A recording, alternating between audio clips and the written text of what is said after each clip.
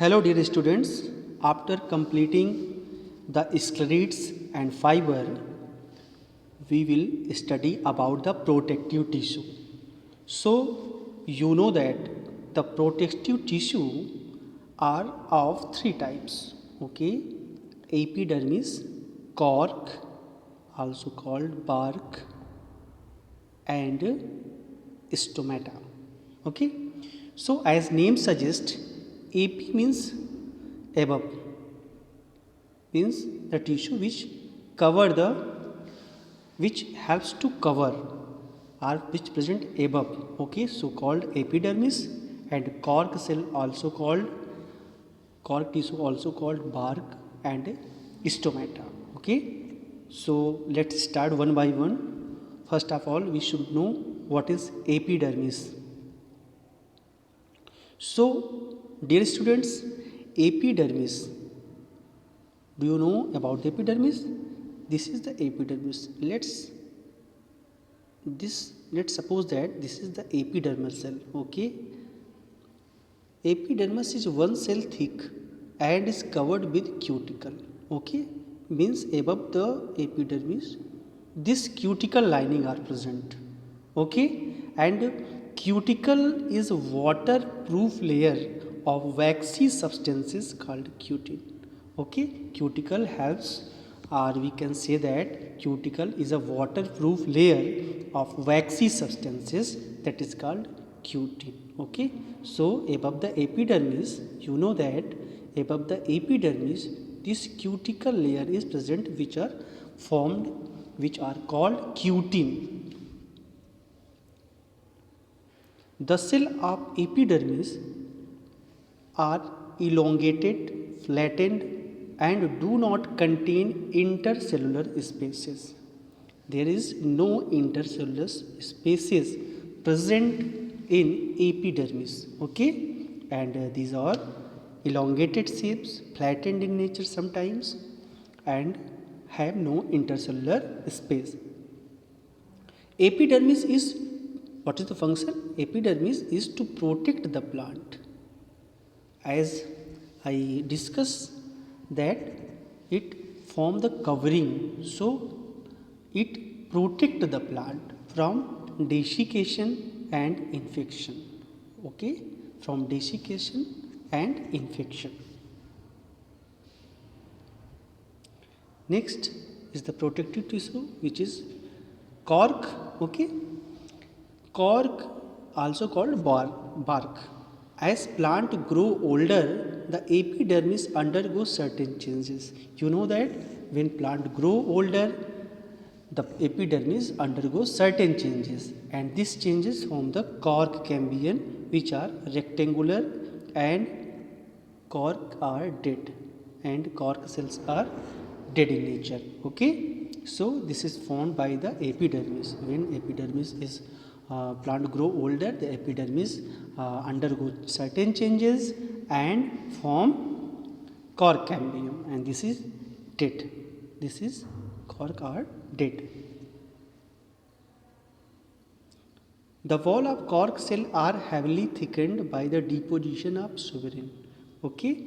Walls of cork cell is heavily thickened by the deposition of suberin. So here the deposition of suberin also present, that makes the cells impermeable for water and gases.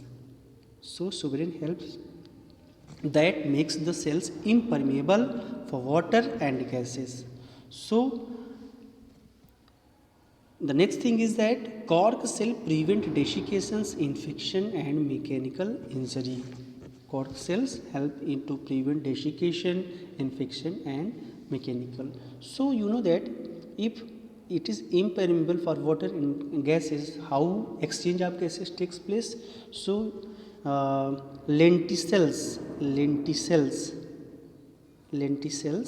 are present, which helps in exchange of gases, okay. After this, the stomata, you know that the stomata very well, but today we will discuss it in brief. Stomata is also epidermal, okay, protective tissue we can say. Epidermis of leaf had small pores called stomata. You know that the leaf has small pores and this makes the stomata.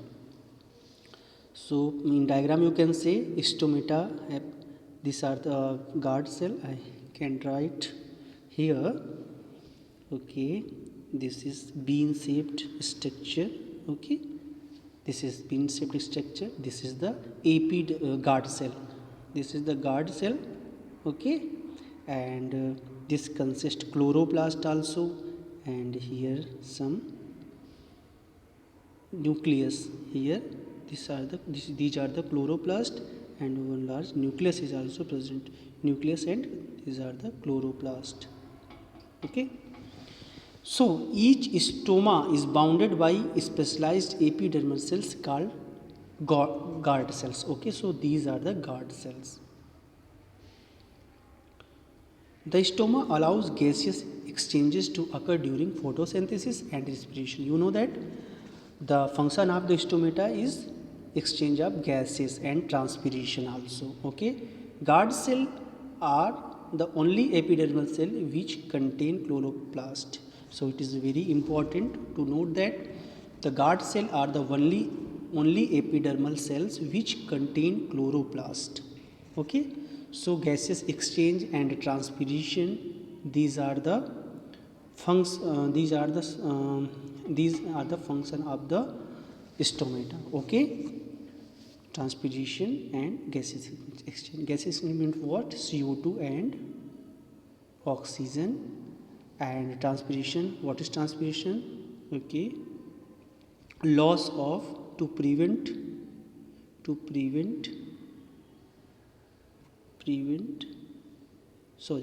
excessive loss of water, to prevent, or when the water content is more in the plant, the transpiration takes place, okay. Now this is the complex tissue.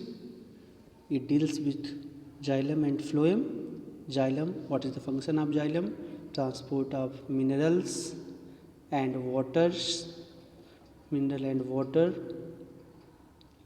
Phloem, it transport the food material to the plant. Xylem and phloem are also called vascular tissue. Xylem and phloem are also called vascular tissue. Okay, so xylem is of 4 types. You know that: tracheids, vessels, xylem parenchyma, xylem sclerenchyma. So we know that the function of parenchyma and sclerenchyma in previous lecture. Now your xylem parenchyma is living, and rest, these tracheids, vessels and sclerenchyma are dead in nature, okay. So today we will discuss about the tracheids and vessels. What is tracheids and vessels? Okay, first of all, xylem. Xylem parenchyma, all other xylem elements are dead and bounded by thick lignified cells wall made up of lignin. Okay, vessels are shorter and wider than tracheids. Vessels are very long tube structures. So you know that these are the vessels which are connected to each other. From here the water supply takes place. Okay, from here the water supply takes place. Tracheids are elongated, you know, and these are the pits. Okay, tracheids are elongated cells tapering with both the end. They also conduct water. Since tracheids do not have open ends, so water has to pass from cell to cell via the pits. Okay, so this is the structure. Okay, this is the pits by which water reaches to this cells, and from here it reaches to the plant part. Okay, so this is the tracheids. And function of xylem, the main function of xylem is to carry water and mineral salt upward from the root to different part of the shoot. okay, upward from the root to different part of the shoot, carry water and mineral. Xylem carry water and mineral. Function of xylem. Second point, since walls of tracheids, vessel and sclerenchyma of xylem are lignified, they give mechanical strength. Okay, so xylem also give the mechanical strength to the plant body. Phloem is 4 types also: seed tube, companion cells, phloem parenchyma, phloem fibers. Okay, phloem fibers, phloem parenchyma, companion cells and seed tube. So this is the seed tube. Okay, this is the seed tube. Pits also have, and from pits the transportation of food material takes place. First of all, we discuss the sieve tube. Sieve tube are slender tube like structure composed of elongated thin walled cell placed end to end. Their end walls are perforated by numerous pores and are called sieve plates. According to name suggest, it is just like a sieve and have the numerous pores from which the food material passes. Okay, companion cells, it is the small thin walled cell containing dense and very active cytoplasm and large elongated nucleus. Companion cells help in the transportation of the material which needed the cells. Okay, these are the companion cell, these are the normal cell. Okay, as the normal cell, similar to the normal cell, companion cells. Okay, and these are the plates through which the transportation occur. Function: transport photosynthetically prepared food material. These are the function of the phloem. Transport the prepared food material from the leaves to the storage organs. From leaves to the storage organs. This is the function of the phloem. Okay, so this is the all about the plant tissue. In next video I will explain the animals tissue. So thank you for watching. Thank you.